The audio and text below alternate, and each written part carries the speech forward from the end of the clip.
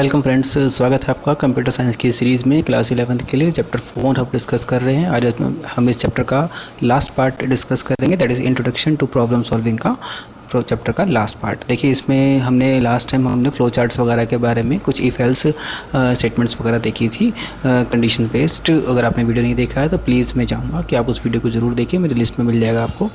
अब हम बात कर रहे हैं रिपीटिशंस के, जैसे हम लूपिंग के बारे में बात करते हैं। When given directions to go some place, अगर हम कोई डायरेक्शन लेते हैं किसी प्लेस में जाने के लिए, and we say something like walk 50 steps, 50 step चलिए और फिर उसको राइट को टर्न कर दीजिए, और walk till the next crossing, then take a right turn, next crossing तक चलिए और फिर राइट टर्न ले लीजिए। इन सब सिचुएशन में अगर हम देखें, जैसे और भी हम एग्जांपल ले सकते हैं, grab your hands 5 times, repeat कर रहे हैं किसी एक ही चीज़ को बार बार। Walk 10 steps ahead, jump on the spot till you get tired. So there are the kinds of statements we use when we want sometimes to be done repeatedly for a given number of times. हमें बार बार चीज़ को repeat करना है। Likewise, suppose 10 cards need to be withdrawn in a previous card, हमने example में देखा था, तो एक की बजाय 10 कार्ड्स को हमें एक साथ लेना है। द सूडो कोड अगर हम इसमें बनाएंगे, needs to be repeated 10 times to decide the winner. All these are examples of repetitions. इन्हीं को हम repetitions के एग्जाम्पल देंगे जो एक चीज़ में बार बार परफॉर्म करनी पड़ती है। इन programming repetitions it is also known as the iterations और loop इन्हें कहा जाता है। आगे हम बाद में भी देखेंगे प्रैक्टिकली इनको कैसे करते हैं। A loop is an algorithm means executions of some program statements repeatedly, bar bar repeat करना till some specified condition is satisfied, जब तक कोई कंडीशन सेटिस्फाइड नहीं हो जाती। अच्छी डेफिनेशन दी हुई है यहाँ पे, इसे आप ज़रूर नोट कर लेना। Examples 4.8 when write a pseudocode to draw a flow chart of attempt 5 numbers. हमें 5 नंबर यूजर एक्सेप्ट करने हैं और उनका एवरेज निकालना है। क्वेश्चन क्लियर है? सूडो कोड बनाना है, फ्लो चार्ट बनाना है जिसमें 5 नंबर यूजर से सेट करवा के उनका एवरेज निकालना है। सूडो कोड कैसे बनेगा? देखो, सेट हमने काउंटर स्टार्टिंग में 0 सेट करते, सम भी हमारा 0 है। वाइल जब तक काउंटर हमारा लेस देन 5 रहेगा वो रिपीट करता रहेगा स्टेप्स नीचे वाले, क्या कि इनपुट ए नंबर टू नम वाले में हम एक नंबर एंटर करवा लेंगे और सम के अंदर उस नंबर को जोड़ देंगे और काउंटर को इंक्रीमेंट कर देंगे। हाँ, एक नंबर हो गया, पहले 0 था तो अब 1 हो जाएगा। फिर लास्ट में जब सारे 5 स्टेप हमारे कंप्लीट हो जाएंगे, 5 नंबर यूजर एंटर करवा चुके होंगे, फिर हमें कंप्यूट करना होगा एवरेज, जो क्या होगा, सम का 5 से डिवाइड करेंगे, क्योंकि नंबर ऑफ वैल्यूज़ में 5 है ना, तो 5 से डिवाइड हो जाएगा और फिर बाद में प्रिंट करवा देंगे एवरेज को। देखिए, इसका अगर हम फ्लो चार्ट देखें तो काफ़ी ईजी है। Flow chart to calculate the average of 5 numbers. हमने स्टार्टिंग किया, काउंटर को 0 रखा, सम को भी 0 रखा, हमने डायमंड वाला बॉक्स बनाया। अगर कंडीशन 5 से कम है तब तक वो नंबर यूज़र से एंटर करवाते रहेगा, उनको सम करता रहेगा और काउंटर में इंक्रीमेंट करता रहेगा। देखिए, यही सब चीज़ें हो रही है बार बार, ठीक है। और अगर काउंटर तक वो 5 तक पहुँच जाता है तब आप क्या करोगे, निकाल 9 हो जाएगी, तो कंडीशन फॉल्स हो जाएगी, तो आप एवरेज निकाल दोगे उनका और प्रिंट करवा दोगे एवरेज को, और लास्ट में स्टॉप। आपको 9 में ही स्टॉप करना है, उससे पहले यहाँ पे स्टॉप नहीं होगा, क्योंकि जब तक नंबर 5 एंटर नहीं होंगे वो लूप चलता ही जाएगा। That is looping. तो बार बार देखिए, ये जो एरो ऊपर जा रहा है ना, इस चीज़ को दोबारा चला रहे हैं, मैंने अभी तक नहीं देखा था। तो जब रिपीटिंग वाला होता है तो उसको हम कहते हैं लूपिंग, ठीक है। इसमें यही बताया गया है, the counter calls count keeps tracks of number of times the loop has been repeated. After every iterations the loop, the value of count is incremented by 1 until it performs the set of numbers of repetitions. चलता रहेगा। There are the situation when we are not aware beforehand about the number of times is set of statements need to be repeated. हमें शुरू में ये नहीं पता था कि कितने बार में रिपीट करनी होगी। Such requirements are unknown. Number and repetitions are handle using the while condition के थ्रू हम इसको हैंडल करते हैं कि हाँ, ये वाली चीज़ हमारी कितनी बार रिपीट हो रही है, हमें पता ही नहीं है इसके बारे में। इसका क्वेश्चन देखते हैं। Write pseudo code and draw flow chart to accept numbers till the user enters 0। जब तक यूज़र एंटर 0 नहीं करता तब तक ये नंबर्स हमारा लूपिंग चलता रहेगा, एंड देन उसका एवरेज निकालना है। देखिए, हमें 5 का नहीं करना, हमें जब तक यूज़र एंटर 0 नहीं करता तो लूप चलता रहेगा। देखिए, बाकी सबको सेम है। 0 हमने 0 एंटर करवाया, नंबर को हमने इनपुट नम करवा लिया। अब देखिए, यहाँ पर वाइल कंडीशन आई है, number is not equal to 0। अगर यूज़र ने 0 नहीं डाला है, तो क्वेश्चन में 0 डाला तो लूप चलता है। रिपीट स्टेप 4 to 6, ये वाले स्टेप्स को एज इट रिपीट करते हैं। सम करवाना है, काउंटर में इंक्रीमेंट करवाना है। काउंटर में इंक्रीमेंट इसलिए करवाना है क्योंकि हमें एवरेज भी तो निकालना है, कितने नंबर यूज़र ने डाल पाए उसका एवरेज भी निकलेगा। फिर इनपुट नम हम करवाते जाएंगे। कंप्यूट एवरेज, अगर सम को हमें वही काउंट से, जैसे पहले में किया था, काउंट से डिवाइड करेंगे तो एवरेज निकल जाएगा और प्रिंट एवरेज करवा देंगे। देखिए इसका फ्लो चार्ट कैसे बनेगा, ऑलमोस्ट सेम है। स्टार्ट किया नंबर, हमने ये सब लिया, काउंटर को 0 और सम को 0, इनपुट नंबर 0 से करवाया। अब देखिए वाइल कंडीशन में यहाँ पे लिख दिए नंबर अगर डबल इक्वल टू 0 है। हमें ये क्वेश्चन में गिवन था कि नंबर अगर मान लो 0 होता है तब हमें स्टॉप करना है, अदरवाइज स्टॉप ही नहीं करना है।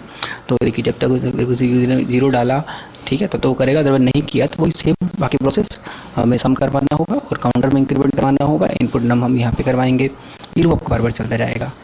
यस, अगर वो 0 हो जाता है तब सिंपल एवरेज निकालोगे और प्रिंट करवाओगे और स्टॉप हो जाएगा। तो स्टॉप इस केस में भी यही होगा या नहीं होगा। तो ये हमारा वाइल वाला हो गया। हमें जिस केस में पता नहीं होता कि कितने नंबर ऑफ टाइम्स को लूप चलाना है, हमें कंडीशन दे दीजिए, जब वो यूज़र 0 एंटर करेगा तब रुक जाओ, ठीक है ना। तो वही हम चेक कर रहे हैं वाइल कंडीशन के through. In this example, we do not know how many numbers a user is given to enter before entering 0. कितना नंबर के बाद वो 0 एंटर करेगा हमें नहीं पता। This is handle by checking the condition repeatedly till the condition becomes false. तो चलता रहेगा।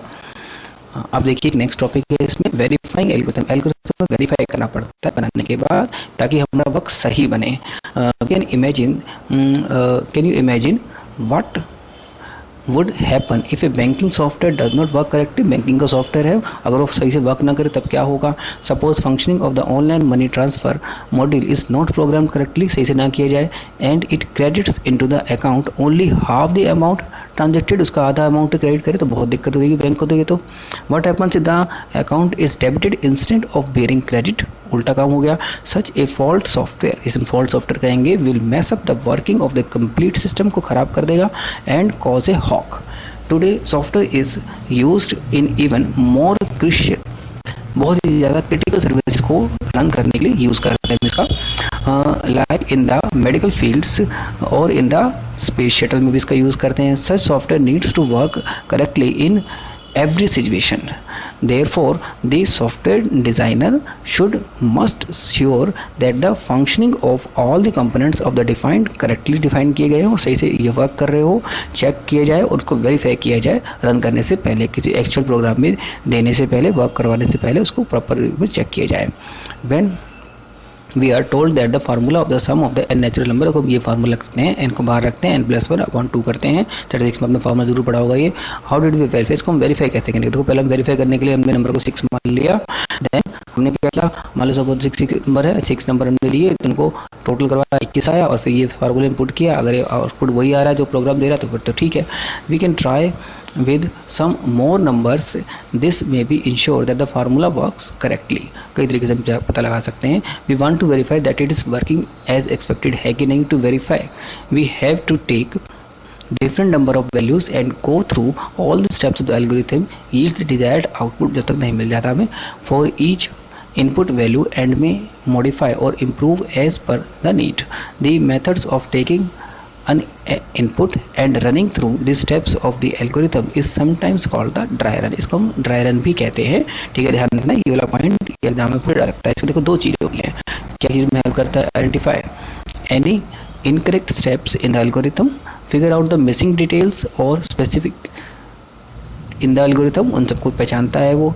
It is important to decide the type of input values to be used for the situation, हमें पहचानना पड़ेगा पहले। In the case all the possible inputs values are not tested then the program will fail, program fail हो जाएगा। But if there is some other case of which it does not work, देखो हम example समझते हैं। Calculate the time taken to go from A to C total values via B, where time taken to the go to the values a to b t1 और b से लेकर c तक t2 को मानेंगे task 2 है। Again that is we want the algorithm to add time given in hours, ठीक है, हमें उनको बेसिकली टाइम को प्लस करना है इन आवर्स में एंड मिनट्स में।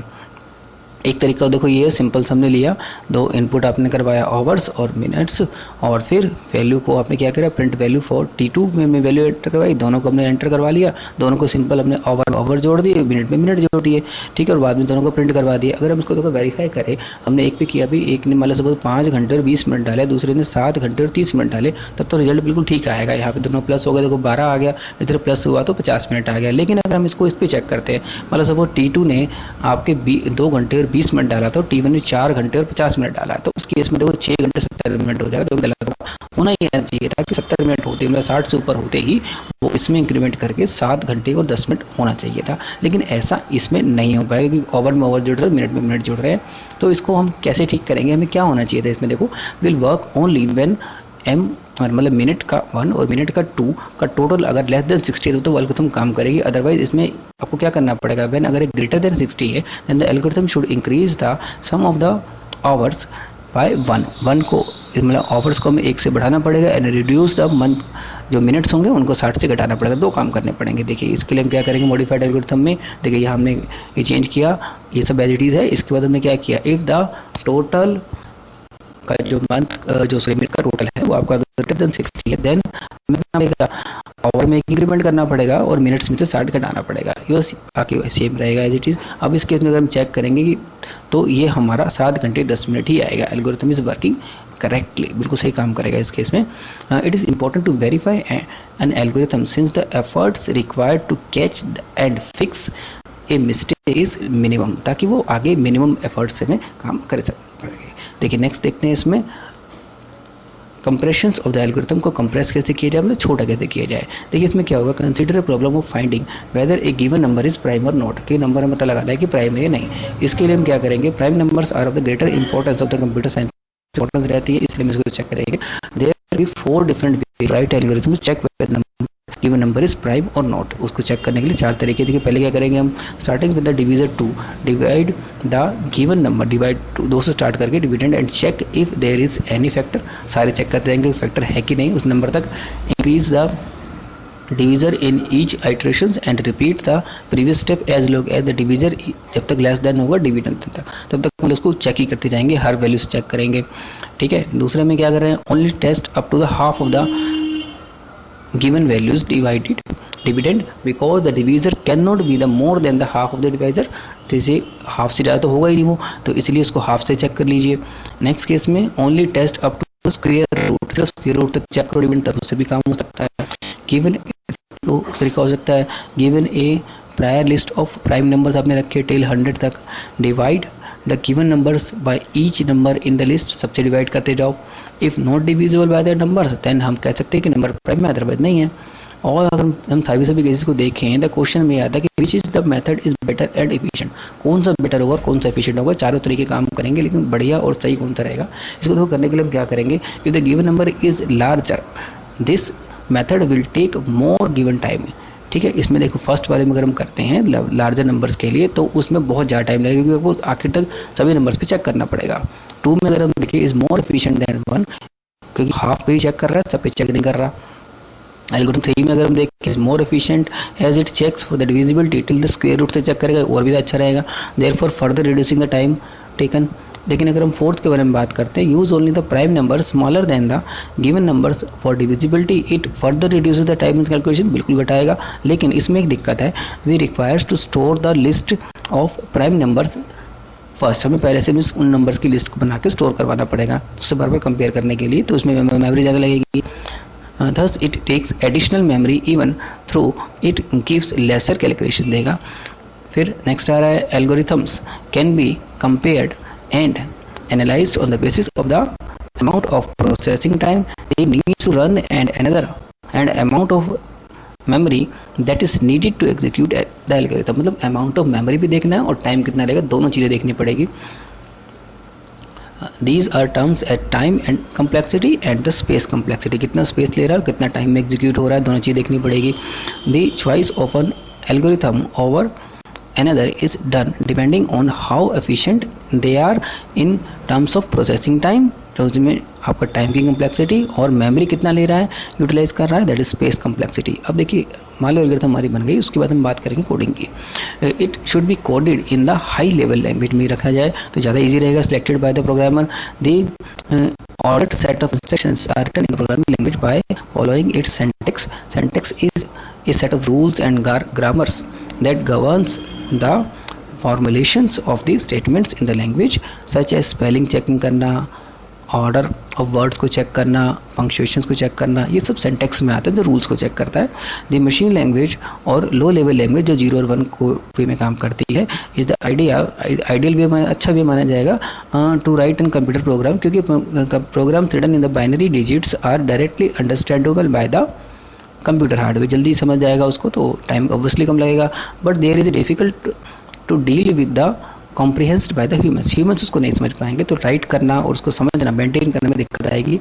This lead to the invention high level language को ही बनाया गया, which are close to the natural language, जो हमारे लैंग्वेज से काफ़ी मिलती जुलती है, and are easier to read, write and maintain, but as not directly understood by the computer hardware. An advantage of using high level language is that they are portable. सबसे बड़ी बात है कि पोर्टेबल है, आपने एक सिस्टम के लिए बनाया, दूसरे सिस्टम के अंदर आप उसको इस्तेमाल कर सकते हो। They can run on different types of computers with little or no modifications. Low level programs can run on only one kind of program. Computer में रन कर सकते हैं, जबकि हाई लेवल लैंग्वेज में ऐसा नहीं होता। A wide variety of high level language हमारे पास अवेलेबल है, जैसे फोर्ट्रॉन, फार्मूला ट्रांसलेशन लैंग्वेज जिसे कहते हैं, C++, जावा, पाइथन, ये सब एग्जिस्ट आज के टाइम में करती है। पाइथन तो आप पढ़ोगे भी आगे इसमें। A program written in high language is called the source code, source code आ जाता है। We need to translate source code into the machine language using a compiler और इंटरप्रेटर की ज़रूरत से हम करना पड़ेगा, इनको चैप्टर 1 में अच्छे से डिस्कस कर चुके हैं। There are multiple programming language availables and choosing the one situations for one requirements requires us to consider many factors को देखने के लिए काफ़ी सारे अवेलेबल होते हैं। It depends on the platform that is operating system where the program will be run, इस पर डिपेंड करेगा कि हमें क्या चूज़ करना चाहिए। We need to decide whether the application would be a desktop application है या मोबाइल एप्लीकेशन है या वेब एप्लीकेशन है। Desktop and mobile application are generally developed for a particular operating system के लिए बनाए जाते हैं। जैसे आप देखोगे मोबाइल्स में तो आपका एंड्रॉयड ही चलता है, तो उसके लिए बेटर रहेगा, and for a certain hardware, where as the web applications are accessed in different devices. क्योंकि वेबसाइट्स के एप्लीकेशंस है, आप सोचो आप एक वेबसाइट मोबाइल में भी खोल सकते हो, कंप्यूटर में भी खोल सकते हो और किसी भी डिवाइस में खोल सकते हो, इसलिए डिफरेंट डिवाइसेस में यूज़ होता है। With web browsers and may use resources available over cloud में भी यूज़ कर सकते हैं उसको। Besides programs are developed not only to work on the computer, mobile और web browser, but it may also be written for embedded system like digital watch, MP3 players, traffic signals or vehicles, medical equipments or other smart devices. In such cases we have to look for other specifications को भी देखना पड़ेगा, specialised programmes को, tools को, और sometimes write programs in assembly language में भी लिख सकते हैं। अगर मैं पता है कि मशीन स्पेसिफिक है तो असेंबली लैंग्वेज में भी लिख सकते हैं, उसको ज़्यादा ईजी रहेगा, ज़्यादा फास्ट रन होगा। नेक्स्ट देखते हैं decompositions. Sometimes a problem may be complex, बहुत बड़ी होती है। It is the solution is not directly, हम नहीं इसको रन कर सकते। In such cases we need to decompose it into the smaller part. Decomposing का मतलब होता है किसी बड़ी प्रॉब्लम को आपने छोटे छोटे पार्ट्स में डिवाइड कर दिया, ताकि आप अलग अलग उनको एग्जीक्यूट करके, रन करके, बना के जल्दी इस प्रॉब्लम को सॉल्व कर सको। Let us look at the railway reservation system, जो पहले बात किया था। इसमें railway reservation system is seen as a designing in the different components of the system and then making them work with each other effectively. अलग अलग system तो कैसे बनाएंगे हम, उनको हम डिकम्पोज और break down a complex program into the smaller sub problems. तो इसमें यहाँ फिगर से बताया गया है कि रेलवे रिजर्वेशन सिस्टम को हमने कैसे डिस्ट्रीब्यूट कर दिया। देखो पहले हमने मान लिया कि ट्रेन इन्फॉर्मेशन का अलग से रहेगा, रिजर्वेशन इन्फॉर्मेशन का अलग से सिस्टम में बनेगा, फिर स्टाफ और सिक्योरिटी रेलवे इंफ्रास्ट्रक्चर अलग रहेगा, फूड सर्विसेज एक अलग से पैकेज बनाया जाएगा, इसके अंदर बिलिंग सर्विसेज अलग रखी जाएगी, अदर रेलवे सर्विसेज भी अलग रखी जाएगी। The sub programs are combined in a logical way to logical way में, ये नहीं कि आपने कैसे भी उठा के अलग अलग पार्ट भी डिवाइड कर दिए, अलग अलग सेक्शन बनाए हैं, फूड का अलग बना दिया, बिलिंग सर्विस का अलग बना दिया, तो ये सब चीज़ें हैं obtain the solution for a bigger main problem को डालने के लिए। Breaking down the complex problem into sub problems also means that the each sub program can be examined in detail. अलग अलग से आप देखो, अगर आपने अलग अलग पार्ट्स में डिवाइड किया है तो आप उसको एग्जामिन में अच्छे से कर पाओगे। Such sub problems can be solved independently and by different persons भी इसको कर सकते हैं। Having different teams working on different web problems can also be advantages because specific sub-problems can be assigned to teams who are experts in solving such problems. मतलब आपने उन problems को अलग अलग, बड़ी प्रॉब्लम को अलग अलग पार्ट में डिवाइड करने के बाद उन स्पेसिफिक पर्सन्स को वो टीम उस टीम को या उस स्पेसिफिक पर्सन्स को वो प्रॉब्लम असाइन कर दी, उसका पार्ट प्रॉब्लम का, जो उसको करने के लिए एक्सपर्ट है। ठीक है, तो आप ज़्यादा एफिशिएंट तरीके से, अच्छे तरीके से कर पाओगे। मतलब कोई आपके पास फूड सर्विसेज को अच्छे से हैंडल कर सकता है तो उसको वो असाइन कर दिया, बिलिंग सर्विसेज वाले को अलग से असाइन कर दिया, तो ये सब चीज़ें हो सकती है इसमें, जिससे बेटर आप कर पाओगे इसको। There are many real life problems which can be solve using decomposition से सॉल्व की जा सकती है। एग्जाम्पल जैसे कि solving problems in mathematics and science में ऐसा किया जाता है। इवेंट्स मैनेजमेंट्स इन स्कूल, सब के सब मिलके बहुत सारी टीम वर्क करती है उस पर। Weather forecasting, delivery management system. Once the individual sub problems are solved, it is necessary to test them for their correctness. उन करेक्टनेस के लिए टेस्ट किए जाना ज़रूरी है, तभी आप उसको सही से वर्क करा पाओगे, आगे रिलायबल प्रोग्राम बन सकेगी। एंड इंटीग्रेट दैम, इंटीग्रेट मतलब उनको आपस में जोड़ के, आपने छोटी छोटी प्रॉब्लम बना ली, उनको अलग से बाद में सब पार्ट्स को जोड़ के एक full fledge railway reservation system का प्रॉब्लम का आप पूरा का पूरा एक सिस्टम बनाओगे। इनमें अलग अलग प्रॉब्लम्स तो होंगी, लेकिन सबका एक मेन प्रॉब्लम बनेगा, जिसे इंटीग्रेशन कहते हैं। ठीक है, इंटीग्रेटेड सॉफ्टवेयर आपने एक पूरा का पूरा सॉल्यूशन बना दिया, them to get the complete solution. ठीक है, तो थैंक यू फ्रेंड्स, आज का ये चैप्टर आपका फिनिश है। चैप्टर नंबर 5 के साथ जल्द मिलेंगे, तब तक के लिए बाय बाय। और आपसे मैं रिक्वेस्ट करना चाहूँगा कि अगर आपको वीडियो पसंद आए तो लाइक ज़रूर कीजिए, सब्सक्राइब कीजिए चैनल को, ज़्यादा से ज़्यादा कमेंट्स कीजिए। व्हाट्सएप पे भी आप इसको कमेंट करके मुझसे कुछ क्वेरीज अपनी पूछ सकते हो। Thank you friends.